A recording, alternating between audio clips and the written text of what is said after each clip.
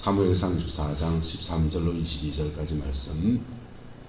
옛 속담에 말하기를 악인에게서 난다 하였으니 내 손이 왕을 해하지 아니하리이다.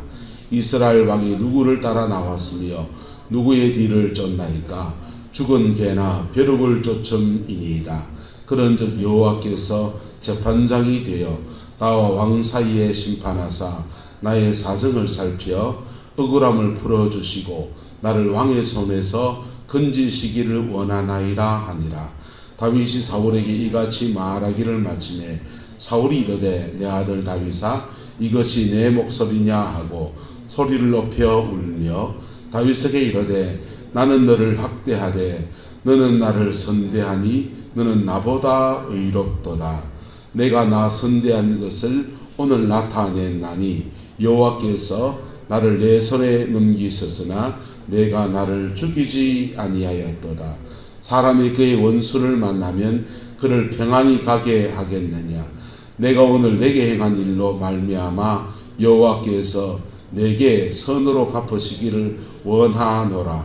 보라, 나는 내가 반드시 왕이 될 것을 알고 이스라엘 나라가 내 손에 견고히 설 것을 아노니 그런즉 너는 내 후손을 끊지 아니하며 내 아버지의 집에서 내 이름을 멸하지 아니할 것을 이제 여호와의 이름으로 내게 맹세하라 하니라.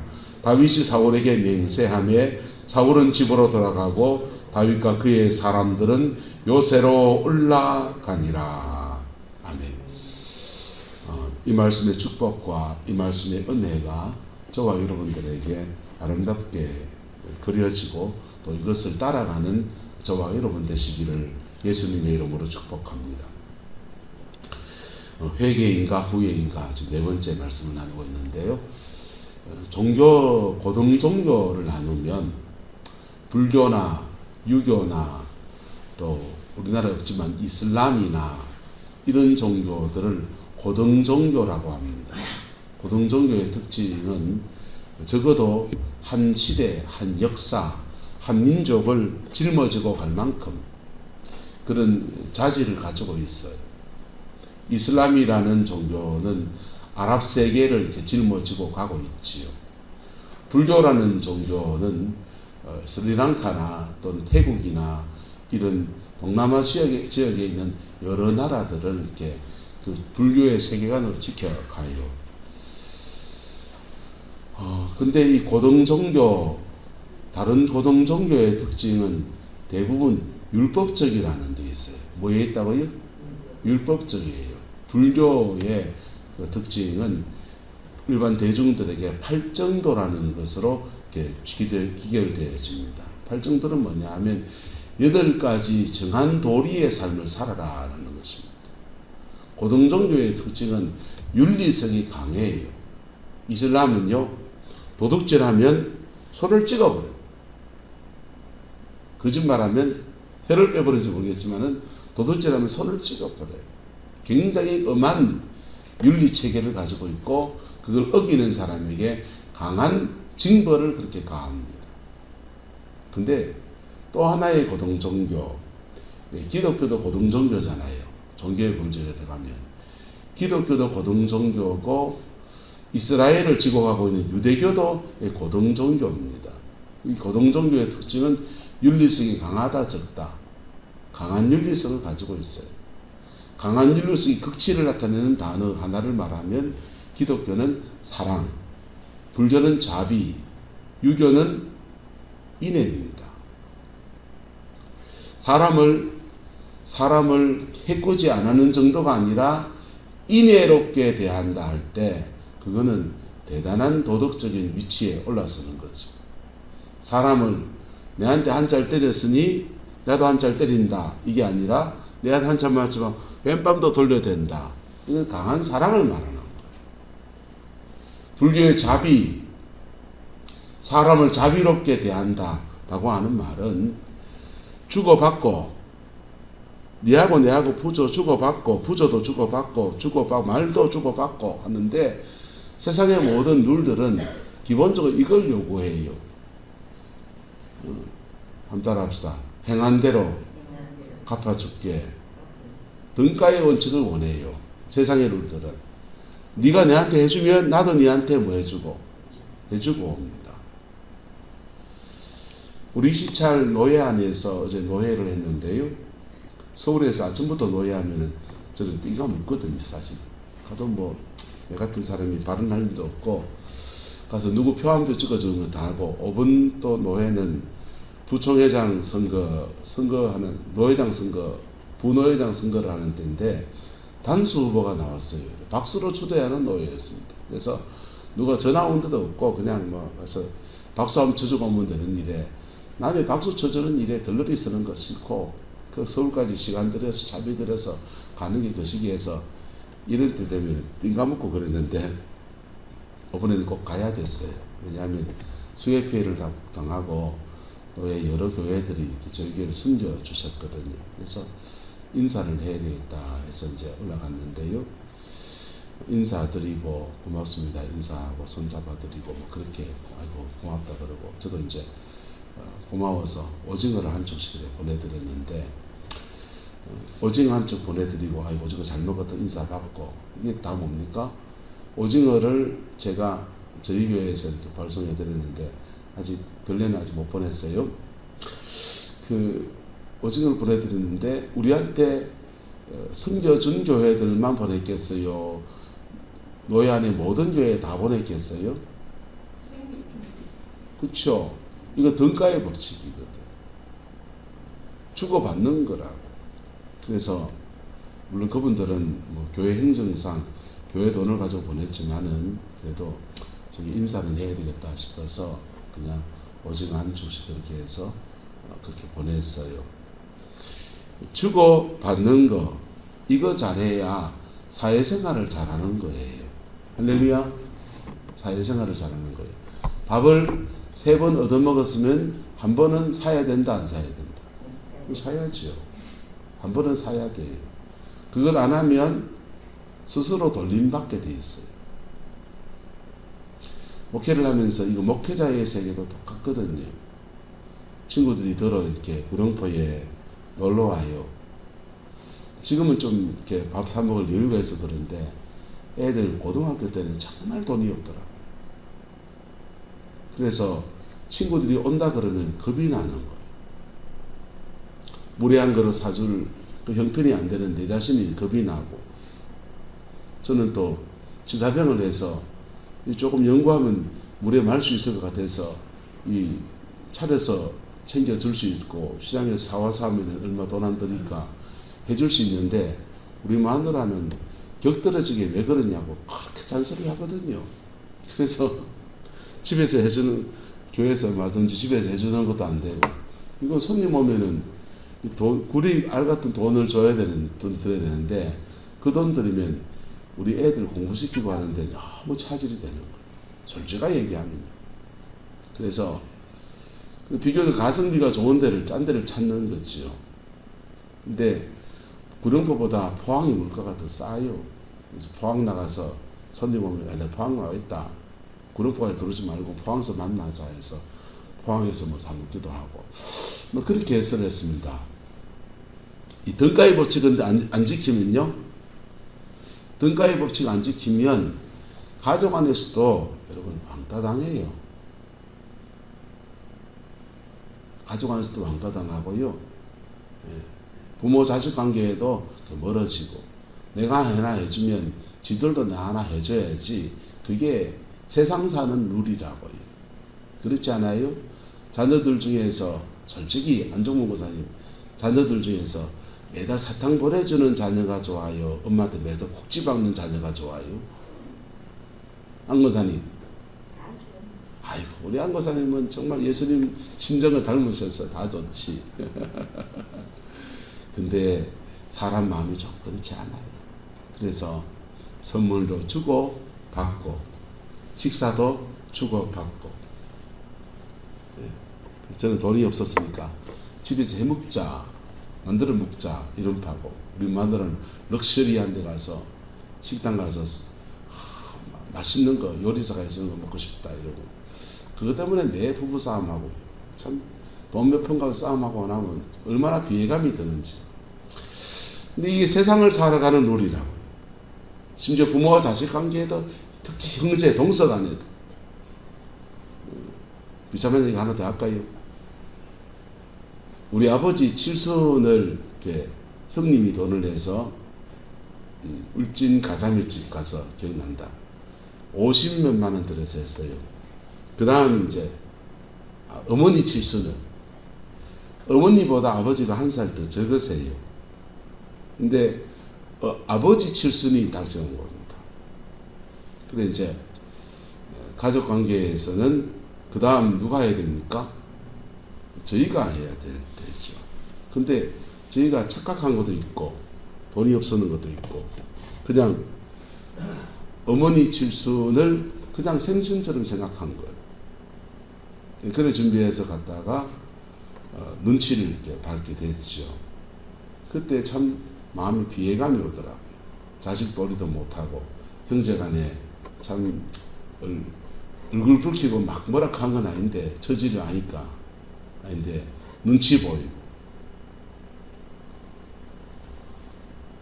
그때부터 우리 또 가족 자녀들 모임에서 회비를 걷었습니다. 그러지 말고 막 회비 걷자. 그래서 한 달에 3만 원씩 내고 가족 큰 행사 있을 때는 5만 원 내고 해서 이거 모아갖고 어머니 칠순인데 팔수든지 제주도 여행 보내든지 뭐든지 그 기금으로 이제 해결해요. 그러고 나니까 부담도 적어지고 그냥 그렇게 됐는데요. 그 어머님 칠순 잔치를 제가 챙겨야 될 때 못 챙긴 게 집사람도 저도 참 마음에 좀 아픈 일이고 괴로운 일이죠 사실. 형님한테도 그렇고 형수님한테도 좀 민망하고 이게 세상을 살아가는 룰이에요. 등가의 법칙이라. 지키기를 축복합니다. 안 지키면 어째 되느냐? 나이 들어서 친구가 점점 떨어집니다. 젊은 날은 돈 없이 그냥 딱지치기 하며 지내지지만은 나이가 들수록 결혼식, 장례식 그런 부조고 경조사를 못 챙기면 사람은 떨어져요. 근데 경조사를 챙기려면 뭐가 필요합니까? 이게 필요하잖아요. 그게 나이 들어도 돈이 있어야 되는 중요한 이유 가운데 하나지요. 돈으로 못 챙기면 다른 걸로 챙기시면 돼요. 돈으로 못 챙기면 같이 뭐 집에서 전 구워 먹어도 되고요. 찌개 끓여 먹어도 되고 고기 구워 먹어도 되고 돈 빌려 안 드리면서도 챙기는 방법이 또 있잖아요. 어쨌든 이 세상 속에서는 그런 룰이 존재한다. 그리고 그런 룰이 윤리라는 것으로 사회법이라는 것으로 이렇게 도덕률과 윤리로 정리되어 있는 겁니다. 그런데 종교의 세계에 오면 그 윤리성이 한 단계를 뛰어넘어야 돼요. 그리고 불교는 뭘 말하고? 자비를 말하고. 뭘 말하고요? 자비를 말하고. 유교는 뭘 말하고요? 인애를 말하고. 긍휼히 여긴다는 뜻이죠. 기독교는 뭘 말하고요? 사랑을 말하고. 종교의 세계에 오면 등가의 법칙을 뛰어넘는 새로운 윤리를 말하는 거예요. 이게 종교윤리입니다. 그런데 그 윤리성을 가지고서 한 시대를 이렇게 한 민족을 짊어지고 가는 것이 고등종교들의 모습인데 기독교는 이 고등윤리, 고등종교에다가 뭐가 더해져 있냐? 따라합시다. 속죄. 뭐가 더해져 있다고요? 속죄. 그런 고고한 윤리의 세계, 고차원적 윤리의 세계를 말하는데 우리는 그 밑에 사회적 윤리도 못 지켜갈 때가 많은 게 인간. 그것에 대해서 기독교는 속죄, 용서하신다는 것입니다. 할렐루야. 그래서 기독교 신앙의 중심은 바로 여기 있는 십자가. 이 십자가는 우리를 용서하시는 하나님의 사랑을 말해주는 것이고 그것 때문에 용서받아서 천국 가는 그 은총을 입고 용서받아서 사회의 일원으로 다시 살아갈 수 있는 힘을 얻는 것이, 회복이 되는 것이 기독교의 신앙인 것입니다. 할렐루야. 그런데 옛날에 뿌리 깊은 나무라는 책자를 보니까 이렇게 써놨더라고요. 사랑을 말하지 않는 종교는 없다. 그러나 그 사랑을 이룬 종교도 없다. 이래 써놨어요. 불교는 자비를 말하고 유교는 인애를 말하고 기독교는 사랑을 말하는데 다 용어의 표현은 다르지만은 사람을 좀 고차원적인 윤리의 개념으로 긍휼히 여긴다란 말이잖아요. 그래서 사랑을 말하지 않는 종교는 없는데 그 사랑을 이룬 종교도 없다는 거. 기독교는 안 그렇습니다 라고 말하고 싶은데 제가 교회사를 알거든요. 기독교 교회사 안에서 크리스찬들끼리 신교와 구교의 싸움 속에서 30만이 죽었어요. 이슬람과 기독교 세계관의 싸움 속에서 십자군 전쟁을 통해서 이슬람 세계를요 완전히 초박살을 냈어요. 그게 교회의 역사예요. 그래서 사랑을 이룬 종교다라고 말하기가 참 부끄러웠어요. 근데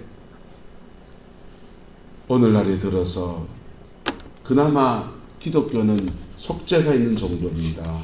이거 자랑하고 싶은데 교회 안에 속죄가 사라지고 있습니다. 뭐가 사라지고 있다고요? 속죄가 사라지고 있습니다. 캐톨릭에 가면 고해성사를 합니다. 고해성사, 신부한테 가서 자신의 죄를 자복하고 하나님의 용서를 선포받습니다. 용서를 선포받는데 용서 선포받을 때 당신은 이런 일로 다른 사람의 봉사하는 일을 얼마를 하세요. 이렇게 명령을 주고 용서를 선포받습니다. 근데 캐톨릭도 그 고해성사가 제대로 잘 되고 있는지 진심으로 잘 되고 있는지 그거는 모르겠어요. 신앙의 핵심은 십자가 신앙에 있는 것입니다. 할렐루야. 십자가 앞에 회개하고 그리고 나는 죄인이로서이다 라는 고백을 하고 그리고 주님으로부터 새로운 은혜를 얻고 이게 기독교 신앙의 핵심이고 기독교가 다른 고등 종교하고 다른 특별한 하나님의 은총 속에 있는 특징이잖아요. 그런데 기독교 신앙에서 내가 회개합니다. 내가 잘못했습니다. 이런 게 점점 더 사라지고 있어요. 그리고 자기 안에 딱딱하게 굳어져 있는 자기의가 청청이 쌓여져 갑니다. 여러분, 회개 안 하고 기도 열심히 하면 복이 옵니까? 기시 옵니다. 회개 안 하고 기도 많이 하는 종교가 있는데 그게 무슨 종교냐? 무당 종교예요. 무당 종교는 영을 정결하게 하지 않고 정결함이 없이 영의 세계에 뛰드는 종교거든. 한을 품고 기도하면 안 돼. 용서하지 않고 기도하면 안 돼. 회개하지 않고 기도하면 안 돼. 내 소원이 아무리 강하고 내 소원이 아무리 절박해도 회개 안 하고 기도하면 안 돼. 회개라는 것을 통해서 우리는 영혼의 정결함을 얻고 그리고 기도해야 되고요. 그리고 세상의 축복도 구해야 되고요. 할렐루야. 순서를 바로 따라가기를 예수님의 이름으로 축복합니다. 그 순서를 어기면 옳게 오지 않아요. 심지어는 옳게 안 올 뿐 아니라 귀신이 오는 거예요. 귀신 들린 사람, 예수 믿는데 귀신 들린 사람을 사역해 보면 들어앉아있는 귀신들이 어떤 거냐? 여호와 신이 들어앉아 있습니다. 예수 신이 들어앉아 있다고. 성령 받았대요. 천사가 자기한테 왔대요. 예수 믿는 집사님, 권사님들이 귀신 들린 사람들의 특징이 뭐냐? 그 귀신이요, 하나님을 행세를 한다고요. 자기는 하나님의 영을 받은 줄 알고 그래요. 심지어 성령의 그걸로 은사도 막 나타나고 그러게. 정결함이 없이 귀신 받아가지고. 대구에 내 친구 가운데 목회를 하는데 교회마다 그렇게 쫓겨다니는, 쫓겨서 대구에 조그마한 사청에 있는 미자립 교회에 부임을 했어요. 부임을 해서 목회를 하는데 사모님이 쫓겨 다니는데 이골이 난 거예요. 가난한 형편에 애들 공부시키고 하는데 막내가 넷째가 태어났는데 금술이 좋아서 넷째를 낳았는데 넷째를 키울 재간이 돈이 없었어. 그 넷째를 형님 댁에 입양을 보냈어요. 마침 형님 댁에는 아기가 없어가지고 입양을 보내고 때고부터 그냥 형님 댁에 가서 자랐는 거예요. 가족 모임이 있어 가면은 자기 아들이 숙모 그렇게 말하는데 가슴이 미어지는 거예요. 이게 다 우리가 목회를 잘못해서 그렇구나 이런 생각이 들어서 교회를 부흥시켜야 되겠다. 교회를 부흥시키려면 어떻게 하면 될까? 사모님 생각에 윤석전 목사님 거기에 신청을 해놓고 목사님 사모님이 매주 월요일마다 그 실천 목회 연구원에 올라갑니다. 올라가서 버스 타고 올라가가지고 거기서 찬양하고 기도하고 예배하고 하루 종일 기도원에 있는 거죠. 기도하고 내려오는데 윤 목사님이 그러신 거예요. 하루에 8시간을 기도해갖고 하늘이 안 뚫히면 3개월 4개월 그래 해갖고 하늘이 안 뚫히면 내한테 와라. 내가 책임질게. 그래야 목회가 되지. 아이고, 그러면 사람들이 아멘 하지만 실제로 하루 8시간 기도할 사람, 재간이 있는 사람은요, 그런 계기가 있는 사람들은 하지, 그런 훈련이 된 사람이나 하지, 하루 8시간을 어째 그래 기도합니까? 그냥 밤을 새워 하루에 아침에 땡 하면은 그냥 계속 그렇게 기도해야, 하루 종일 해야 1과시간 보내도 8시간 하는 건데. 근데 사모님은 도전 8시간. 왜? 한이 맺혔거든. 한이 맺혔으니 도전 8시간 하는 거. 그래서 딴 사람 말은 절대로 안 되겠다. 영이 섞인 거다. 그래서 리시버로 윤석전 목사님 설교만 귀에 꽂고서는 계속 그거 들으면서 그 설교를 가지고 기도하면 참 좋은 점이 있는데요. 저도 설교 틀어놓고 기도합니다. 마대로는. 김준호 목사님이나 어떤 분이 설교를 틀어놓고 기도하면 설교가 30분 다니면 30분 설교 끝나면 한숨 쉬고 물 한 잔 마시고 또 이제 또 다른 설교 틀어놓고 30분 기도하다가 지칠만 하면 설교 좀 듣다가 또 기도하다가 그러다가 버티는 거예요. 30분 단위로. 1시간짜리 설교를 들으면요. 찬양하고 기도하고 쭉 듣다가 같이 이제 그래 하고. 그래 하기 좋은 게 요즘 그 인터넷에 김노기 목사님 설교 길거든 1시간.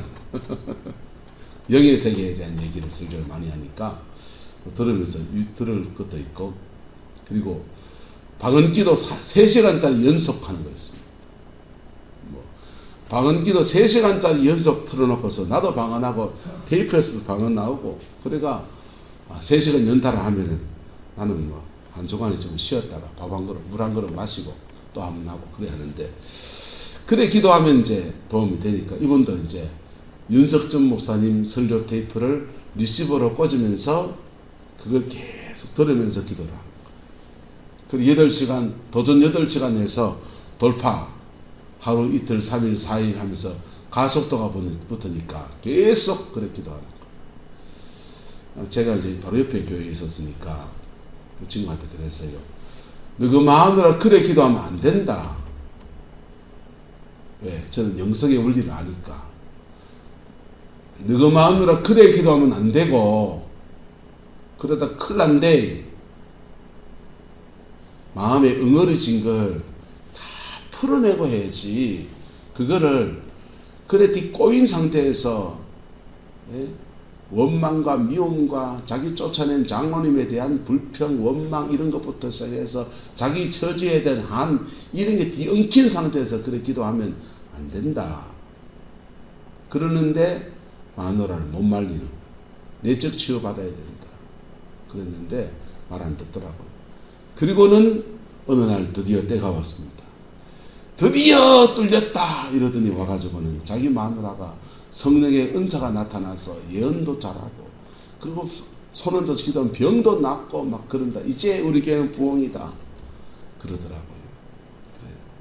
진짜 그러나 근데 며칠 지나고 와서 그러는 거예요. 우리 마누라가 이상하다 야. 같이 한번 가보자. 그래서 가봤습니다. 가서 보니까 정말 이상해졌어요. 그래서요 자기 마누라 정신병원에 입원시켜놓고 윤석전 목사한테 올라가갖고 윤석전 개새끼 나와 그랬다고요. 여러분 영적 지도를 받아야 돼요. 할렐루야. 영의 세계에 들어가기 전에 회개해야 된다고요. 할렐루야. 영의 세계에 들어가기 전에 용서해야 된다고. 왜냐하면 우리를 한과 죄를 잡고 역사하는 어둠이 있기 때문에 그 악한 영들이 회개 안 하고 영의 세계에 들어오면 더 강하게 잡아요. 그래서 이제 좀 많이 회복이 돼서 그 교회 사임하고 이제 개척교회 하면서 그냥 이렇게 생활하고 그러고 정신병원에 나와서 이제 생활하고 그러는데요. 한 고비를 너무 모진 고비를 그래 지나가더라고요. 여러분 예수 믿는데 귀신 들어온다. 뭐 하지 않아서 따라서 회개하지 않아서 사울은 오늘 통회하는 후회를 합니다. 눈물을 흘리는 후회를 해요. 하지만 하나님 앞에 정직한 회개, 진심을 심은 회개하지 않다가 그 후회가 시간이 지나보니까 또 똑같은 행동을 반복하면서 결국은 자신이 망하는 그 길을 걸어가게 되어진 거예요. 진정한 회개의 여정을 다시 한번 짚고서는 마무리합니다. 진정한 회개에는 계기가 있다는 것입니다. 후회, 때로는 고난을 받고 목사라면 교회 쫓겨나고 가정 안에서 아비 노릇 제대로 못해서 돈 없고 그런 계기가 있다는 것입니다. 내 인생 이래 살아서 왜 이래 됐을까 하는 후회가 막심하고 인생에 닥친 고난 때문에 내 죄 때문에 이런 고난 받는구나 이런 생각이 들고요. 또 가볍게는 은혜를 잃어버리는 것. 뭘 잃어버리는 건요? 다윗이 밧세바와 범죄하고 우리엘을 전장에 내보내서 죽게 했습니다. 벌써 영이 들어왔어요. 살인의 영이. 그때 살인의 영이 다윗 안에 들어와 있는데 이것을 본능적으로 감추고 이렇게 하면서 왕의 자리를 지키고 앉아 있는 거예요.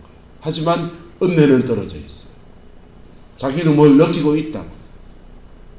그래서 나단 선지자가 봤을 때 100마리 양 있는 사람, 1마리 양 있는 사람, 아구 마차는 양을 헐기가 싫어서 1마리 있는 사람과 뺏어가지고 손님 대접했으면 어째야 됩니까? 그랬습니다. 율법대로 판단하면 어째야 됩니까? 4마리를 갚아주게 해라. 그가 아구 마차는 100마리 무슨 놈의 아구를 그래 맞춰놓노? 94마리만 가지고 4배를 갚게 해라. 그래서 4마리 뺏어서 돌려줘야 돼요. 그 율법이에요. 근데 다윗이 살인의 영에 잡혀 있으니까 과도한 액션. 그놈 죽여라! 살인의 영에 잡혀 있어 그런 거예요. 율법을 뛰어넘어서 그 죄에 상응하는 벌을 주는 게 아니라 영에 잡혀서 판결을 내는 거예요. 이게요, 심각합니다. 근데 그렇게 영에 잡히면 뭐가 자꾸 사라지느냐? 다윗은 시편 50편에 회개하면서 이렇게 말해요. 주여 내게 정직한 심령 주셔서 통회하고 자복하게 하옵시고 내게 회개를 받아주시고 내게 구원의 즐거움을 회복시켜 달라. 우리는 다른 사람이 모르는 구원의 즐거움이 있다고. 성령이 나와 함께 하시면서 사랑과 희락과 화평과 오래 참음과 자비와 양선과 충성 중에서 사랑과 희락이다. 성령님이 주시는 희락이라는 것이 기쁨이 있는데 성령이 주는 그 기쁨이 우리 안에 사라지면서 우리는 은혜를 잃어버리면서 뭘 잃어버리냐? 평강이 없어집니다. 불안해진다. 어쨌든 이런 계기들 속에서 하나님 앞에 정직한 고백으로 나갈 수 있기를 예수 이름으로 축복합니다. 정직한 고백을 할 때 주님은 우리의 죄를 용서하여 주셔서 우리를 다시 의인으로 삼아주세요. 할렐루야. 의인 되어진다. 그리고 의인된 내 안에 그때 임하신 성령님 의지에서 영이 분리되는 것. 내 옛사람 잡고서 역사했던 죄 잡고 역사했던 음란이란 영이, 도둑질이란 영이, 시기질투의 영이, 존팽이 같은 영들이 분리되어지는 것. 분리되어질 때 영적 전쟁을 치르셔야 돼요. 이때는요, 영적 전쟁은 성령 안에서 영적 전쟁은 따라합시다. 자동입니다. 뭐라고요? 자동이라고요. 여러분의 입만 열어놓고 그냥 하던 기도를 하면 성령이 자동적으로 하셔요.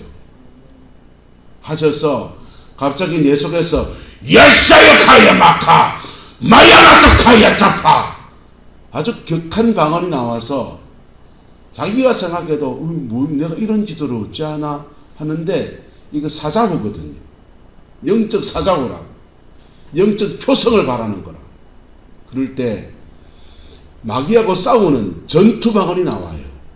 내가 하려고 해서 지금은 하려고 해서 했지만은 그 상황에 처하면 내 안에 의인되어진 내 안에 성령이 충만하게 임하셔서 나도 모르게 마약하가가가마약 막 터져 나온다고요.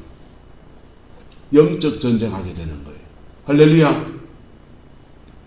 영적 전쟁을 하고 나면 영적인 싸움에서 승리하게 됩니다. 그렇게 싸울 때 질병도 치료가 돼요. 그 영이 우리 몸 안에서 염증이나 질병을 가져오기 때문에. 그런데 여러분 성령을 받아서 병 고치려고 생각하지 말고 성령 받아서 말씀 붙들고 삽시다. 성령은 우리한테 말씀 붙들고 살게 도우시려고 성령 와 있는 거예요. 성령 받아서 팔자 고치고 성령 받아서 물질 축복받고 성령 받아서 건강해지고 성령 받아서 은사 받고 여러분 그거는 굉장히 부차적인 거예요. 본질은 뭐냐? 성령 받아서 말씀 붙들고 사는 것. 할렐루야. 그래 살아갈 때 그 영도 떠나가는 거지. 이 주객을 거꾸로 하면요 영이 안 떠나요. 안 빠진다고. 안 빠지니 치유사역이 일어나도 일주일은 못 가요. 신령한 사람 만나서 귀신 떼내고 막 그렇게 해도요 일주일은 못 가요.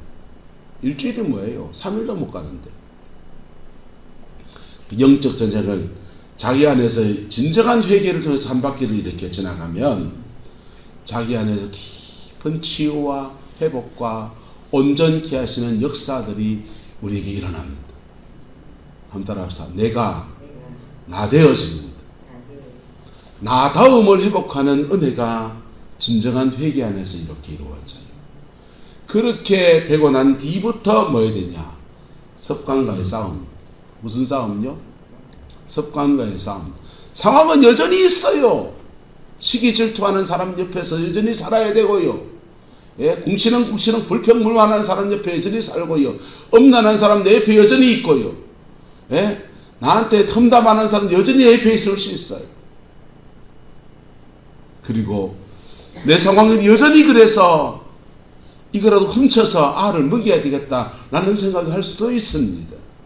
근데 그때 습관과의 싸움이 시작돼요. 성령님 안에서. 습관과의 싸움은 333을 늘 기억하세요. 한번 따라합시다. 3번 해보고 3일 하고 3주 하면 내 습관 된다. 내가 안 하던 짓을 하는데 그게 쉽겠습니까? 근데 3번 해보는 겁니다. 그리고 왜 안 하던 짓 하노? 이런 소리도 듣지요. 근데 3일 3번 더 해보는 거. 그러면요, 와, 그 사람 바뀌었다 소리 듣습니다. 그걸요, 3일 연달아 하면요, 몸에 배이기 시작합니다. 3주를 하면요, 안 하면 찌뿌두합니다. 새벽 기도 갖고 그렇잖아요. 새벽에 처음 나오는 게 힘들지. 예, 부치시에 잠 덜 깨가지고 나와가지고. 그런데 3번 해보면요, 서서히 몸에 배이기 시작. 새벽 기도 나오는 거 좀 힘들지만 나오기 괜찮네. 은혜도 받고. 그리고요, 3일 해보면요, 몸에 서서히 배이기 시작해요. 진리 난다고요. 3주 하면 그 다음부터는 새벽 기도하는 것이 일상의 생활이 됩니다. 낮에 밥 메고 안정 먹고 얼마나 힘든겨. 예? 오고랑 할매가 밥 메고 김 메고 보조 다듬고 막 자네 가서 팔고 그러고도 앉아 계시잖아요. 새벽 기도 오는 것이 습관이 되는 거예요. 습관이 되면요, 따라서 운명이 바뀝니다. 운명이 바뀌는 거예요. 그리고 온전한 회복이 되어지고 운명이 바뀌어서 열매 없는 인생이 제대로 열매 맺는 인생으로 살아가는 은혜가 그렇게 주어지는 거예요. 할렐루야. 이 은혜가 여러분의 삶의 자리 안에서 이루어지게 되기를 예수님의 이름으로 축복합니다.